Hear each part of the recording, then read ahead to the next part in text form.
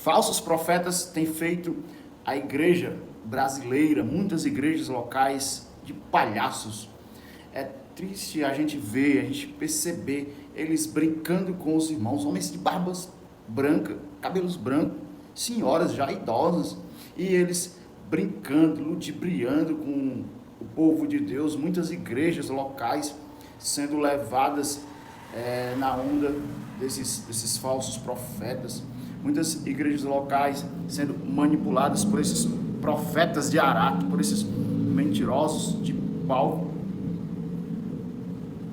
Como é que pode a igreja brasileira ter chegado nesse limite? Nós não chegamos a isso por acaso. Esse fenômeno não nasce no Brasil por acaso. São anos e mais anos e uma história sendo construída de maneira que hoje, em muitas igrejas, o terreno está fértil, adubado, preparado para que esses homens façam da igreja local um picadeiro, para que esses homens façam de púlpitos local de palhaços.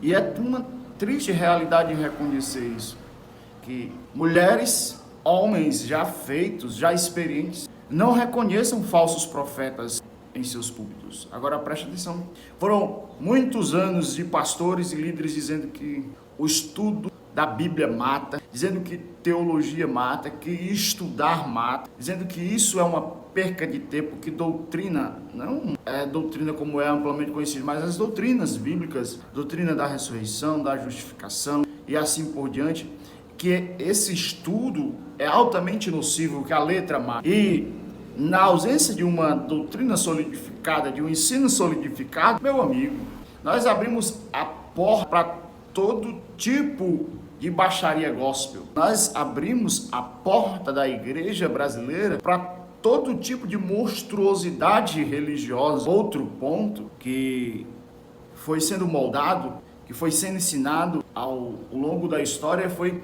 a substituição do ensino sólido das Sagradas Escrituras por mensagens consideradas mensagens palatáveis. Então, pouco a pouco, nas igrejas do Brasil, foi sendo abandonado o ensino das Sagradas Escrituras por outros ensinos. E de repente nós nos acostumamos, às nossas mensagens, os nossos louvores, os nossos hinos, até os hinos congregacionais, e a nossa teologia, que já não era uma teologia forte, a teologia popular brasileira já não era uma teologia forte, foi sendo substituída por outros tipos de ensinos mais agradáveis aos ouvidos. De início se deu muita ênfase em milagres, em êxtases, em emoções, foi abrindo a porta. Não é que essas coisas como milagre, como emoções, como curas, sejam erradas em si.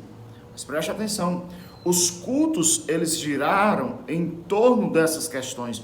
Cultos inteiros, reuniões inteiras, ano após ano, de cultos voltados para esse tipo de reunião. Reunião de cura, reunião de milagre, onde se busca êxtase e a satisfação pessoal no culto, onde as emoções é que importam, e isso era suficiente. E de repente a igreja está acostumada somente a esse tipo de celebração. A doutrina sólida, o ensino forte, o ensino sólido foi sendo abandonado. Então, este é o segundo ponto. O primeiro ponto é que, ano após ano, décadas após décadas, a igreja brasileira foi ensinada que doutrina mata, que teologia mata, que o estudo sério das Sagradas Escrituras mata. O segundo ponto é que a pouca doutrina que tinha, o pouco ensino sólido que tinha, foi sendo substituído por mensagens práticas, mensagens que alcançasse o público e que o público amasse. Então os cultos foram girando em torno do que eu já disse anteriormente. Esse é o segundo ponto. Daí aparece um terceiro ponto completamente novo na nossa história, importado já dos Estados Unidos, que é a teologia coxa, que vem em substituição da teologia da prosperidade. Teologia da prosperidade por si só já não era suficiente. A teologia da prosperidade fica circunscrita à Igreja Universal, Igreja Deus e Amor e assim por diante. As raízes dessas igrejas que nascem dessas e que crescem. E vem essas novas comunidades que giram em torno de pregadores coxos.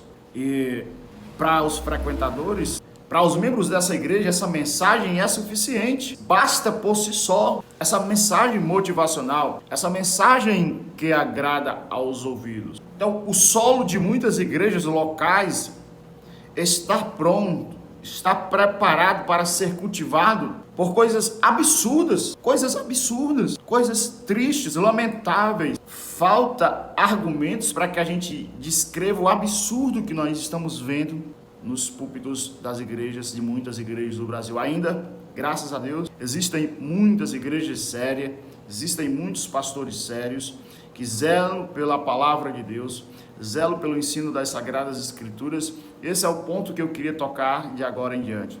O cultivo do bom ensino das Sagradas Escrituras é o antídoto para que igrejas locais não caiam nesse tipo de ladainha, essa baboseira. Se tornou uma histeria e nós estamos aceitando passivamente, quantas vezes nós não até achando graça, sorrimos diante de uma maluquice dessa, de muitas vezes adolescentes fazendo troça com a igreja local. E tá lá, homens de cabelos brancos lá, aceitando passivamente. Onde é que ficou a razão? Deixou em casa antes de cultuar o Senhor? Guardou numa gaveta?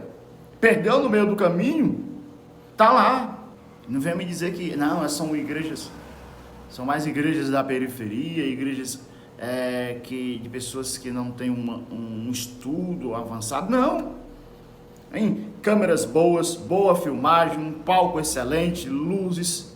Uma igreja que tem estrutura, são igrejas que a burrice gospel não depende da intelectualidade. Um povo que é muito crédulo, Então, bota um desses palhaços aí no interior e muitas vezes o camarada vai achar graça dele.